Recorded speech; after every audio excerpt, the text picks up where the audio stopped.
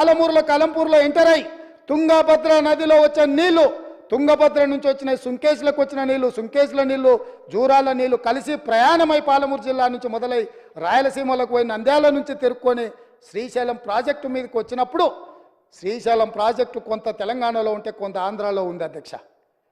అంతకుముందు ప్రాజెక్టు లేవు. అంతకుముందు పోతిరెడ్డిపాడు 11,000 క్యూసెక్స్ ఉండే, అది 44,000 క్యూసెక్స్కి పెరిగింది. అంతకుముందు లేని రాయలసీమ లిఫ్ట్ ఇరిగేషన్ ఇవాళ 8 టీఎంసీలు తరలించడానికి లిఫ్ట్ ఇరిగేషన్లు కట్టినరు. ముచ్చుమరి నుంచి అర టీఎంసీ కట్టిరు అధ్యక్ష. మొత్తం 12.5-13 టీఎంసీలు పర్ డే.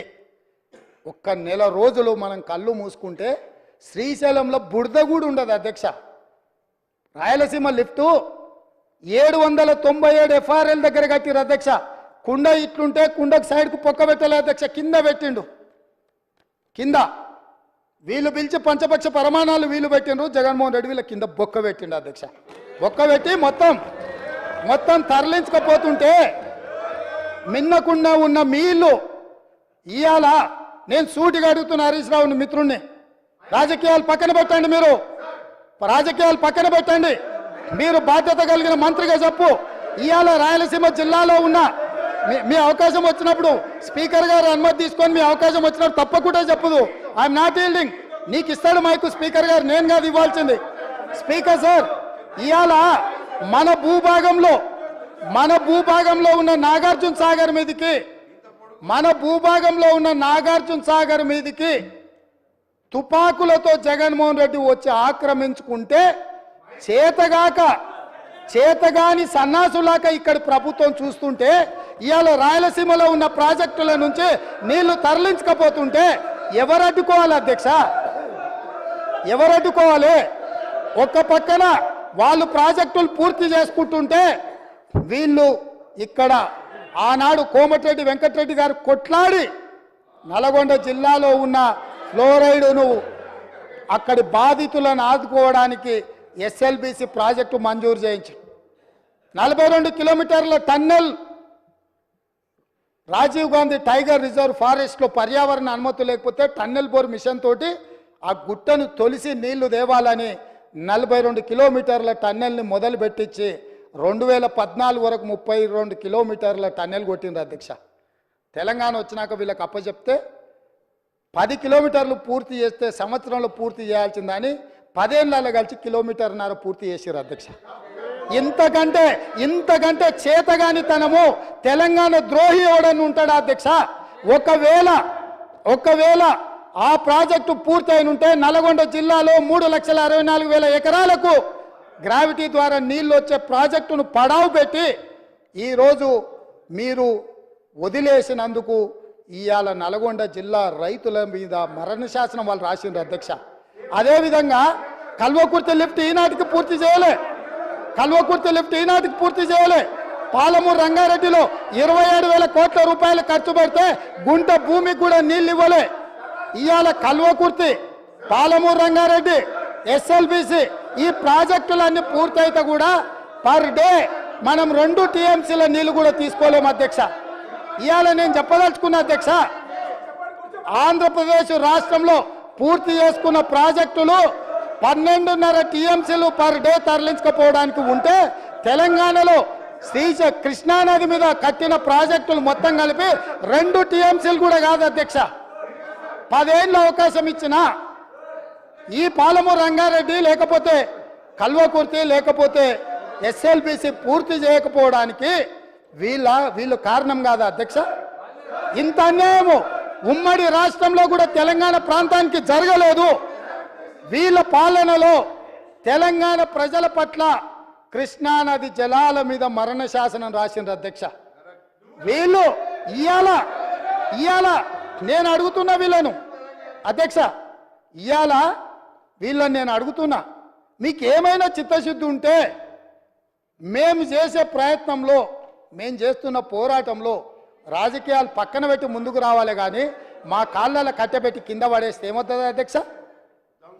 వీళ్ళకి అధికారం వచ్చుడు సంగతి దేవుడు ఎరుగు కానీ తెలంగాణ రైతుల జీవితాలతో చెలగాటం ఆడుతున్నారు అధ్యక్ష రాజకీయ స్వార్థం కోసము. ఇదా అధ్యక్ష? ఇదా వీళ్ళ నుంచి ఆశించేది? 10 ఏళ్ళ అధికారం ఇచ్చినా ఇంకా అధికార దాహం తీరలేదు. సెంటిమెంట్ను రెచ్చగొట్టాలి, దానికి ఆయింట్మెంట్ ఉయ్యాలి, వచ్చే ఎన్నికలలో డబ్బలో ఓట్లు వేసుకోవాలన్న ధ్యాస తప్ప ఈ సమస్యను ఎట్లా ఎదుర్కోవాలి, ఈ సమస్యను కలిసి వస్తామన్న ఆలోచన ఎందుకు వీళ్ళకి రావడం లేదు అధ్యక్ష? నేను అడుగుతున్న తమ ద్వారా.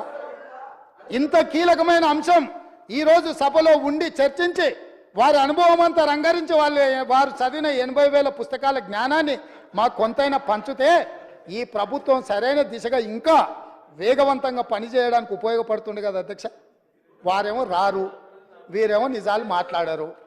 ఇది వాళ్ళ బాధ, వాళ్ళ ఆలోచన అధ్యక్ష. అందుకే అధ్యక్ష ఈరోజు కృష్ణానది జలాల గురించి పదే పదే మిత్రుడు ప్రస్తావిస్తున్నాడు. అసలు కృష్ణానది జలాలు వాళ్ళకి అప్పచెప్పింది ఎవరు అధ్యక్ష? 2015లో పోయి సంతకం పెట్టి వచ్చింది ఎవరు అధ్యక్ష? వీళ్ళు కాదా? వారే సాగునీటి పారుదల శాఖ మంత్రి కాదా? మురళీధర్ రావు గారు ఈఎన్సీ కాదా? సాగునీటి పారుదల సలహాదారుడు విద్యాసాగరరావు గారు వాళ్ళ పార్టీ సభ్యుడు కాదా? వీళ్ళందరూ పోయి 811 టీఎంసీల నికర జలాలు ఉమ్మడి ఆంధ్రప్రదేశ్కు కేటాయిస్తే ఆనాడు వీళ్ళు తెలంగాణ ప్రాంతంలో 68% క్యాచ్మెంట్ ఏరియా ఉంటే 68% వాటా మాకు నీళ్లు రావాలని కొట్లాడాల్సింది పోయి 811 టీఎంసీలలో 512 టీఎంసీలు ఆంధ్రప్రదేశ్కు అధికారికంగా సంతకం పెట్టి మన తెలంగాణ రైతుల హక్కులను వాళ్ళకి దారిదత్తం చేసి 299 టీఎంసీలకు సంతకం పెట్టి వచ్చిందే వాళ్ళ అధ్యక్ష. ఇంకా కూడా అబద్ధాలు బుకాయించాలనుకుంటారు. పాపం ఆయన ఎవరు? లేదు ఒక్క నిమిషం.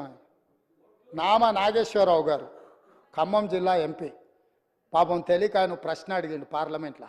ఎన్నడొచ్చింది? 8/2/2024 నాడు. ఇవాళ ఎంత తారీఖు? 9. నిన్ననే పాపం నిన్ననే పార్లమెంట్లో సమాధానం ఇచ్చింది జలశక్తి మంత్రి తుమ్మల నాగేశ్వరరావు. ఎవరు? నామ నాగేశ్వరరావు గారు అడిగితే ఏం చెప్పిండు? స్పష్టంగా తెలంగాణ రాష్ట్ర ప్రభుత్వం ఒప్పుకొని సంతకాలు పెట్టినందుకు నీటి కేటాయింపులు చేసిన ఇద్దరు కలిసి సంతకం పెట్టారు.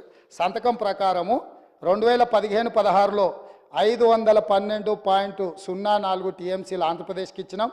తెలంగాణకు 298.96 టీఎంసీలు తెలంగాణకి ఇచ్చినాం. 18th and 19th June 2 Telangana రాష్ట్రము 14లో ఏర్పడితే సంవత్సరం తిరిగే లోపల 18th and 19th జూన్ 2015 వీళ్ళు పోయి సంతకాలు పెట్టారు. అదేవిధంగా 2000 మొదటి సంవత్సరం ఒకవేళ తెలిసి తెలవకనో అవగాహన ఉండి లేకనో అధికారంలోకి వచ్చిన ఆనందంలో ఏడ సంతకం పెడుతున్నామో చూసుకోకవేళ పెట్టిండ్రు అనుకుంటే సరే ఓసారి చూడనట్టు మనం ఏదన్నా అనుకోవచ్చు అధ్యక్ష. మళ్ళీ 2016-17లో సేమ్ దాని ప్రకారమే 21 and 22 జూన్ 2016 నాడు మళ్ళీ సేమ్ సంతకం పెట్టారు అధ్యక్ష. 2017-18లో మళ్ళీ 7th meeting of board held 4/11/2017. ఇట్లా 2023-24 వరకు కూడా